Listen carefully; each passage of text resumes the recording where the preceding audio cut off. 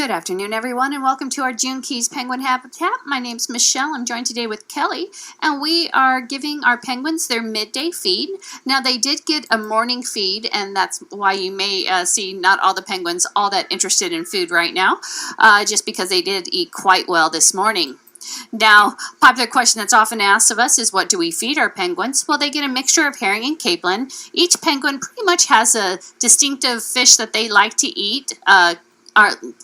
A stare right there is strictly a herring eater, but he ate pretty well this morning, so he's just kind of coming up to see what Kelly is offering.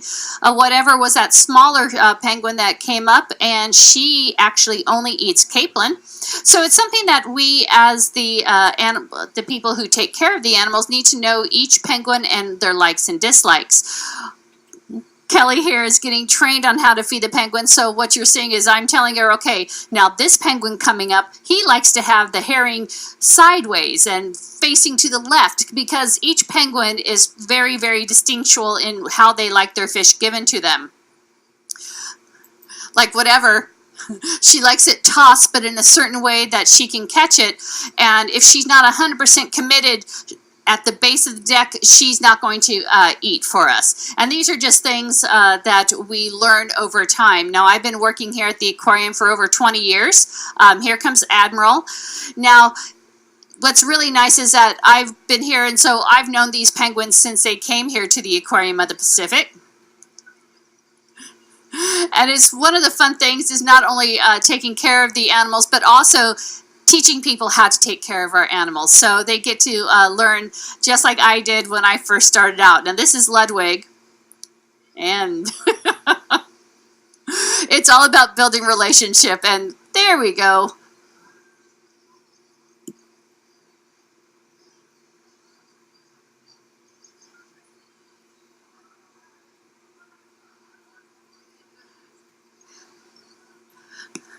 So that is whatever. She's our smallest penguin and our oldest penguin.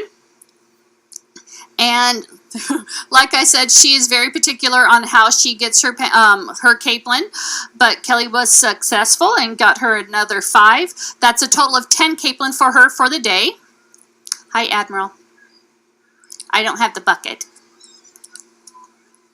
Now, one thing I always like to point out, especially since we do have a juvenile up on deck, we have 23 penguins, 20 adults and 3 juveniles. And the way that you can tell the juvenile from the adult is the fact that they do not have that double black bar across their chest. And you're going to see me kind of stop every so often and make a tally on my sheet. We actually record all the fish that is given to our animals. It's the way that we can see if there's any trends coming up. If all of a sudden a penguin's not eating for us, it's something that we can note because, okay, they didn't eat yesterday, and if they're not feeling good today, we'll actually call our veterinarian staff in. We have vets on call 24/7. There's always a vet here at the aquarium, so we are very lucky in that aspect. Now, you will always see a little bit of sparring going on. This is one of our juveniles. I think this is this D coming up? We have 3 juveniles. We have D, named for D. Boersma. She is the leading Magellanic penguin scientist. And we had our penguinistas actually name her. We did an adopt the animal program. All the names are submitted to the staff, and the staff gets to choose. We don't know who submits it. All we do is get the names. And then we saw the name D, and we thought that would be a very nice tribute for the woman who does so much for these penguins out in the wild. Now, like I said, we have 23 penguins ranging in age from hatched in May, which are the juveniles, as well as our 17-year-old, which would be whatever. Now, a lot of these penguins we do not name. Whatever came to us from another facility, so she came with that name. We also have Admiral Fancy Pants. He came with that name. So a lot of these names we just go with because they already know their names, and that's one of the things that we like about our penguins. Each penguin has their own distinct personality, and we get to, as their caregivers, learn each of them, build up relations with relationships with them so we can have a better training time, because all of our penguins we try to train to come up to us to get fed. It's a way that we can kind of make sure that they're feeling all right. You can do what's called a broadcast feeding, where you're just tossing in food, but that way you may not know how much each penguin is eating, and that's really important for us to make sure to maintain their health. We do train our penguins to voluntary scale so we can keep track of their weight. If all of a sudden we have penguins that are gaining way too much weight, we may kind of look at going, okay, what season are we going into, because that could be indicative of the season.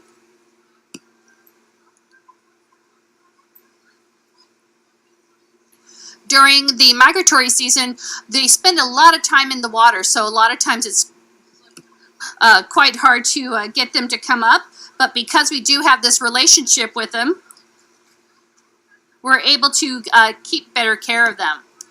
Because out in the wild, these animals wouldn't be coming up on deck. They'd be doing all their foraging in the wild. There he goes. Sometimes we have very independent eaters.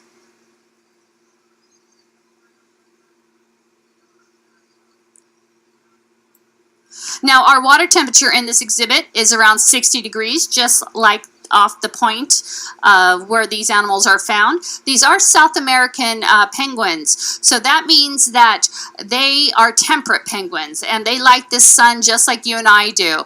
There's only a couple of species that actually live on ice year-round, but what's nice about having penguins here is that we can actually help them out, and they serve as great ambassadors to their wild counterparts.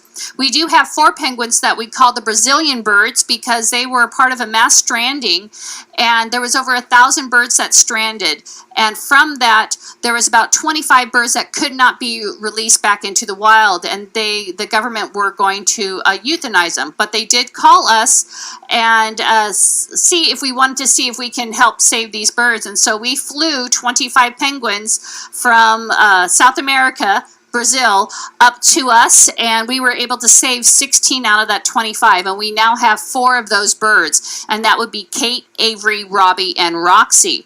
Now, what's really nice for us is that these are animals that are new genetic stock for our SSP program, which is a species survival plan. So when we look at breeding our penguins, we look at who's mating with who, and these are monogamous birds. So once they form a bond, unless you break that bond or send that bird to another facility, or that something happens to their mate, they are going to stick with that mate.